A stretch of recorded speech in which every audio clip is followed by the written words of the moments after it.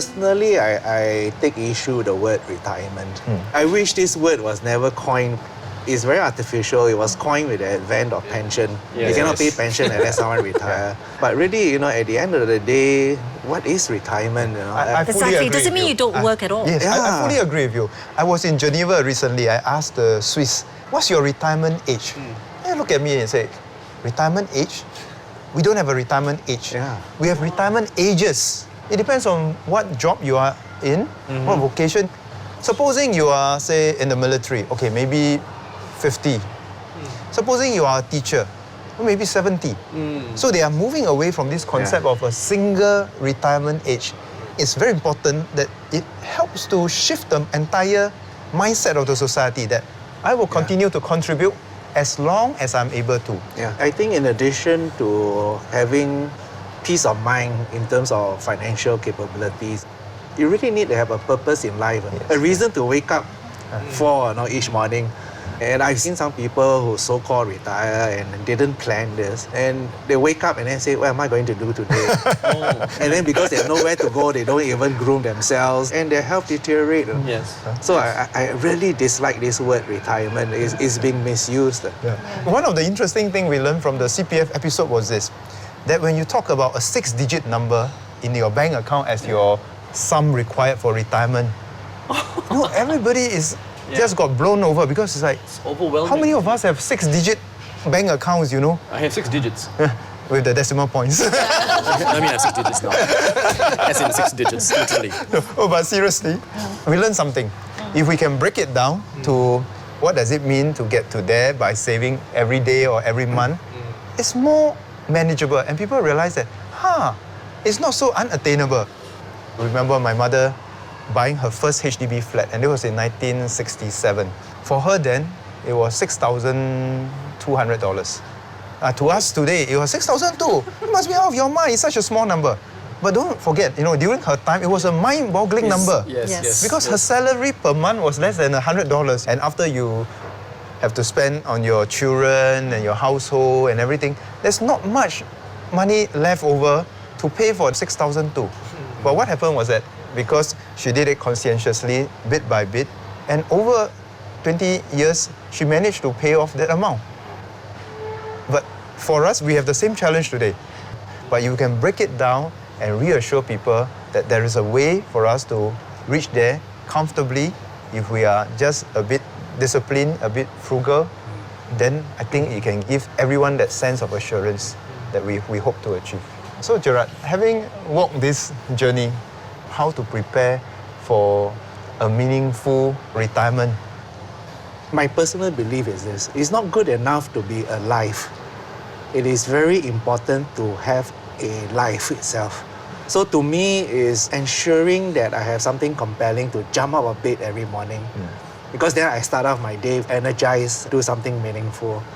So very often I tell my friends, I'm just as busy now than before so-called retirement. The only difference now is out of gratefulness and pay back to society, I do most of it pro bono. And it's very much like the farmers. I had a very good harvest. I'm very grateful for the life that I have enjoyed. But if we who are fortunate don't get and plow the field and plant for the next generation, there's nothing left. So I think it's payback time for those of us who are lucky and fortunate enough to have the health, the ability to do something for society. Then it's a full cycle where my life ends, I've done it all, both sides of it. I've received and I've given back. Most important is that I got a house, I got a happy family, I have some spare cash, and don't need to spend too much on my medical. I hope the bills will not be too high, if even I'm sick. That's perfect for me. I think for me, even though retirement is not like a very immediate thing, Next week. maybe.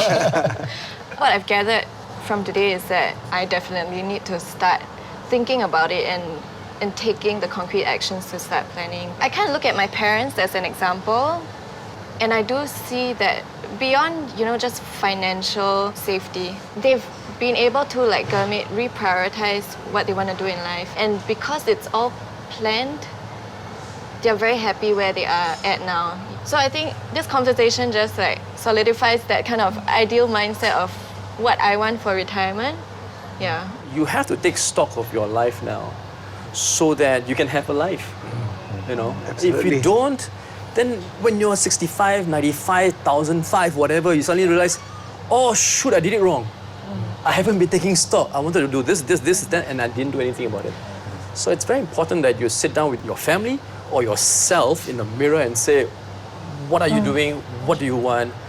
And then let's do it. From today's conversation, something that I'll bring back will be, number one, I think all of us have this responsibility to start thinking about the future, not just for ourselves, but our family early. And it's not just about planning early for financial independence, but it's also about what kind of life we want to lead, what kind of priorities we have for ourselves at different ages. My children will try their best to take care of themselves and their family so that they don't impose the burden onto the society.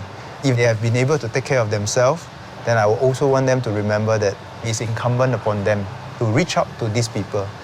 I think it's very clear, Minister, that there are many choices that we can make to ensure that we ourselves have a comfortable and meaningful retirement. And we have all agreed, whether you're rich or poor, young or old, never too late to start. It's better to start earlier than later. And I'm not just talking about financial adequacy, I'm talking about health matters, start exercising now, stop smoking, and I'm talking about building also a strong social and emotional network. And I think many in Singapore will agree that as a caring and civilized society, we have to help those who need help. And that we are all, as individuals in a society, we all have a shared responsibility. So that we need to balance our expectations, our needs, our wants, our realities. So how do we do all that?